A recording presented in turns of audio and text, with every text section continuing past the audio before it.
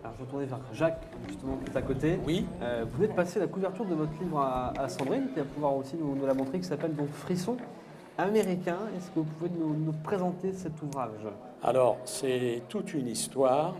Disons que depuis quelques années, je participe à une collection qui a vu le jour à la demande d'un diffuseur que j'ai rencontré, et que je connaissais bien, que j'ai rencontré un jour, et qui me dit les romans à 250, 300 pages qu'on vend de 18 à 30 euros, il dit regarde, j'en ai plein mon dépôt, ça a une durée de vie de 2 mois, et puis après ça s'en va, etc.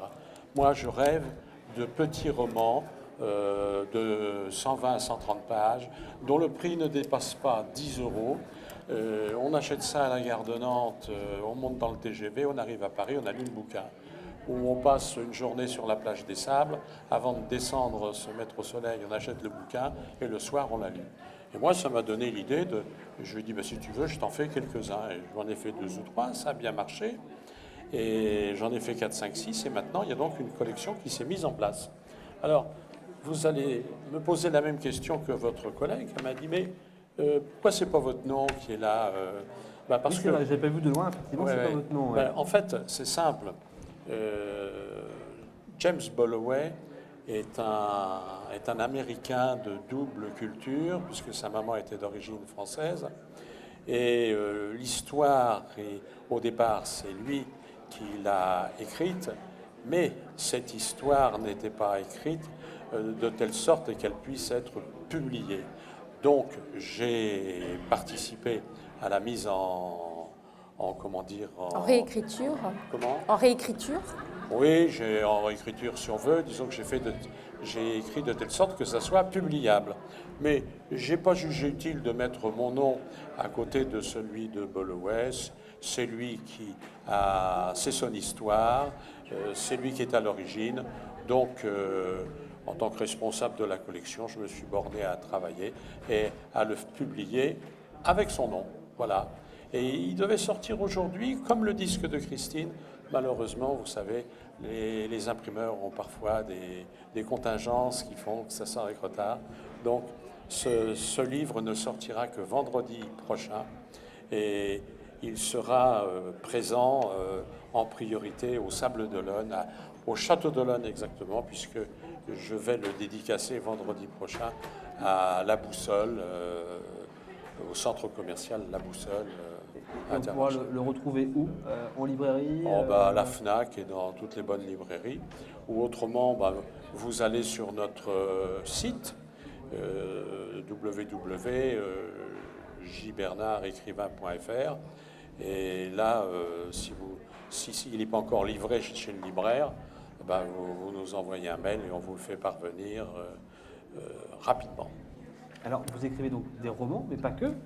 Ah non, pas que. Les paroles de chansons, Oui. on en a parlé juste avant. Oui. C'est pourtant pas forcément le même style d'écriture entre un roman et une parole de musique de chanson. Vous savez, moi j'ai eu une carrière professionnelle très éclectique et dans le domaine de l'écriture, je suis aussi très éclectique. J'ai commencé par écrire des livres d'humour et c'est Jean Huguet, que tous les Sablais et les Chaumois connaissent bien, qui m'a mis le pied à l'étrier en me faisant publier. Après, comme je suis à l'origine professeur d'histoire, j'ai écrit des biographies et des livres historiques, en particulier une histoire de la médecine au XVIIIe siècle. Et puis après, je suis venu au roman et parallèlement, avec Christine, nous naviguons dans divers endroits francophones où je fais des colloques et des choses comme ça. Nous avons la chance d'avoir une vie passionnante où on fait ce qu'on aime faire. Et dans les chansons, oui, j'ai oublié, il y a beaucoup d'humour dans les chansons aussi, dans les chansons qu'il écrit. Il y a beaucoup d'humour. C'est la meilleure des thérapies. Il y a de la tendresse, de l'humour. Il paraît. Voilà. Il paraît. Alors, on parlait de Jean Huguet à l'instant, on avait sa compagne avec nous justement Geneviève. Son épouse, voilà. Qui était là, et sa nièce aussi, qui sont venues parler justement de l'association Jean Huguet. Oui. Une petite question, comment vous êtes venu à l'écriture? Vous parliez de l'histoire-géographie juste avant, mais comment est-ce que vous avez eu le goût de l'écriture, le goût, l'envie d'écrire? Je l'ai toujours eu. Vous l'avez toujours eu? J'ai été pendant des années correspondant de presse. Et un jour, ma fille et mon gendre ont acheté l'Ancre d'Or, une brasserie à La Chaume. Et tous les soirs, je passais à l'Ancre d'Or voir ma petite fille. Et ben là, je rencontrais les marins Sablé et Chaumois que je connaissais, bien entendu. Et puis, ils me racontaient des histoires. Et ces histoires, ben, quand j'arrivais chez moi, je les mettais en forme, je créais des personnages. Et j'en ai eu tout un volume que j'ai fait lire à Jean Huguet. Il m'a dit « Oh, ça va plaire ». Il me dit « Les gens aiment bien rire, ça va plaire ». Il m'a donné l'adresse où il fallait que j'aille. Et effectivement, on m'a pris mon bouquin. Puis j'ai commencé comme ça. Et maintenant, je dois être rendu au 20e livre, un truc comme ça. Voilà. Alors, vous êtes vendéens tous les deux d'origine? Né au Sable d'Olonne, tous les Né au deux. Sable d'Olonne. Et alors Christine, si je peux me permettre. Nous étions au lycée ensemble. Oui, Christine, qui est une femme beaucoup trop modeste, c'est la petite fille du célèbre ténor Léon David, qui était en son temps le premier ténor français, et qui a eu deux fils. L'un, c'était Léo David, qui est l'homme du XXe siècle au Sable d'Olonne, et puis le deuxième de ses fils, c'est José David, qui était compositeur de musique classique. Et tous les ans au Sable, il y a un festival José David en hommage à ce compositeur. Et il y a une rue au Sable qui s'appelle la rue Léon et Léo David, le père et le fils, le Léo étant le papa de Christine. Donc c'est une enfant de la balle. C'est une enfant de la musique, en fait. Vous êtes C'est bercée ça. dans ce domaine Oui, toute oui. petite, Christine. Oui, absolument.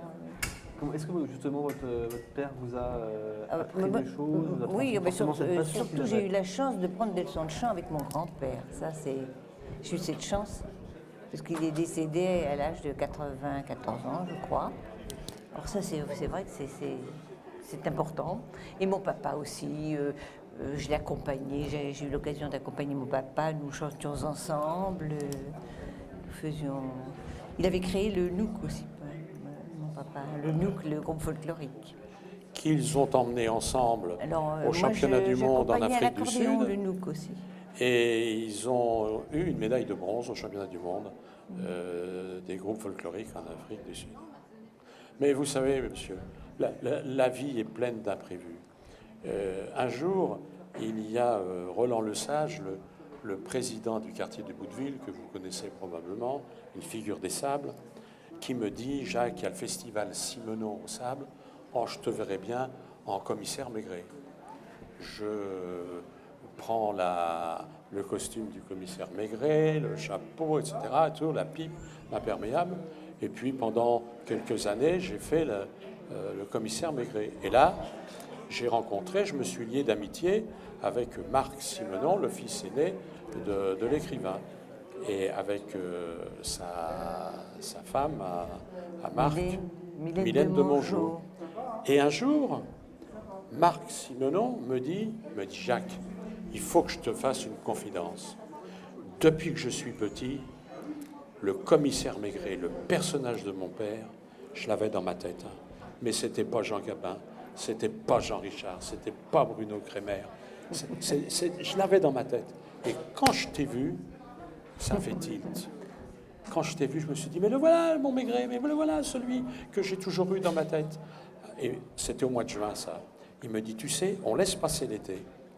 Au mois de septembre, tu reprends contact avec moi. Tu connais mon adresse, dans l'île de Porquerolles. Et puis, je sais que tu fais des livres d'humour. Tu m'envoies tes livres et on va travailler ensemble. On va faire des Maigrets ensemble. Bon, bah écoute, d'accord, Marc. Et au mois de septembre, on fait bien les choses. Au mois de septembre, je prends contact avec Marc Simenon. Mon cher Marc, comme tu me l'as demandé, bah, je suis à ta disposition. Puis voilà mes livres d'humour. Marc Simenon n'a jamais lu mes livres. Marc Simenon ne m'a jamais répondu parce que parallèlement et au même moment, il est tombé dans ses escaliers et il s'est tué. Et ma carrière avec Marc Simenon s'est arrêtée là. Et j'ai pleuré, non pas pour ma carrière, mais parce que c'était un homme de grande qualité. Voilà, ouais, c'est la vie, ça. Curieux, hein. Merci beaucoup à tous les deux. En tout cas, je rappelle donc votre livre qui sort très prochainement, vendredi prochain. Vendredi prochain à la Boussole, j'y serai. Frissons américains. Les frissons américains.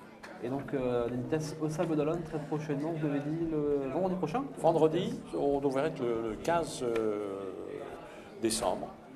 Le 15 décembre. Et Christine sera à Et mes le- côtés avec son Le CD, son bien CD évidemment, de chansons de Christine Barbara. David qui est sorti aujourd'hui, c'est ça? Absolument. C'est ça. Donc merci à tous les deux d'avoir été avec nous.